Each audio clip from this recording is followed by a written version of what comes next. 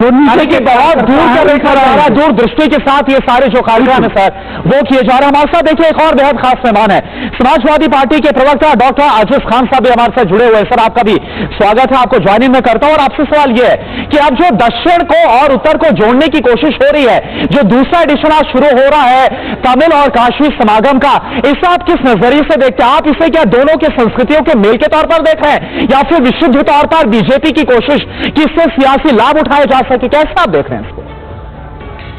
देखिए करण जी, ये जोड़ने की बात और तोड़ने की बात जो आप कर रहे हैं टेलीविजन पे, पहली बात तो ये टूटा था ही नहीं।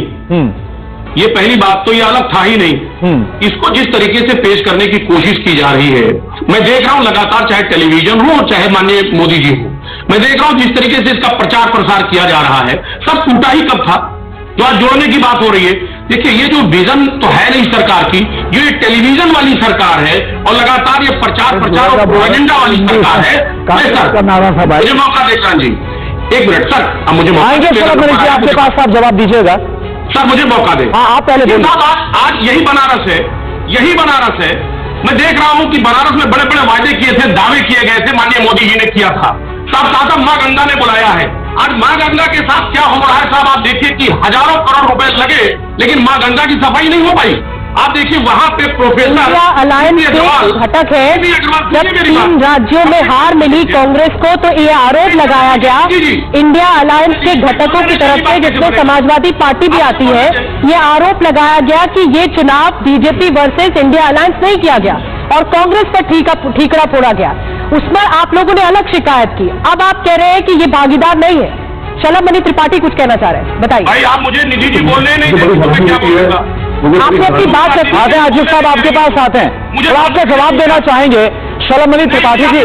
मुझे बात रखने दो, उसके बाद ठीक है आप बोल लीजिए, इसके बाद फिर आते हैं आपके पास। बीजेपी की बात करने दीजिए, ये कोई तरीका थोड़ी है। नहीं आप बोलिए सर, आप बोलिए, पूरा मौका आपके पास है, आप बोलिए, अपनी बात रखिए, बोलिए आप। सुनिए मेरी बात, मैं कह रहा हूँ यही बनारस है।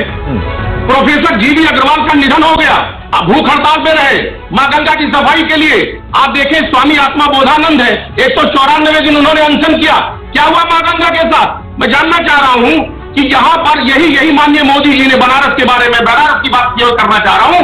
ये बनारस में कहा था गुजरात मॉडल पे, काशी पर ही जवाब लेने लगाऊंगा यहाँ पे, काशी पर ही जवाब लगे, कारखाने नहीं लगे, लेकिन जीएसटी और नोटबंदी से वहां के व्यापारी, वहां के साड़ी के कारोबारी आज कहीं ना कहीं। शलभमणि त्रिपाठी आप कैसे जवाब देंगे आजिज खान का? वो आरोप लगा रहे हैं कि बनारस का विकास नहीं हुआ है और खास करके नुकसान तो व्यापारियों का हुआ है।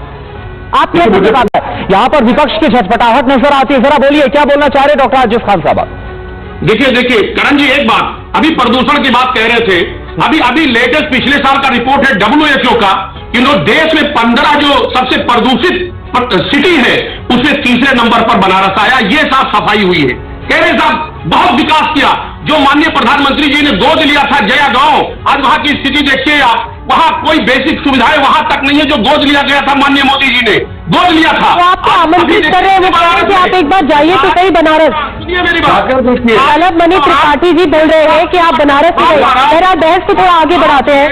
डॉक्टर अजय उपाध्याय, जयपुर जाके देखिए, आपकी आंखें जाएंगी वहाँ पे क्या हुआ है। सिटी को डेवलप किया गया, पूरी दुनिया में जाकर दुनिया के लोगों से अजय उपाध्याय जी आपके बात मुझे आजिज खान के पास आजिज खान जी आप बोलिए जी, बताइए। देखिए इसमें बोलना क्या है निधि जी, बहुत स्पष्ट है कि ये देश जो है वो कॉन्स्टिट्यूशन से चलेगा। 370 के खिलाफ कभी भी समाजवादी पार्टी नहीं रही, लेकिन प्रोसेस के खिलाफ है। जो प्रोसेस है वो प्रोसेस प्रॉपर तरीके से फॉलो होना चाहिए।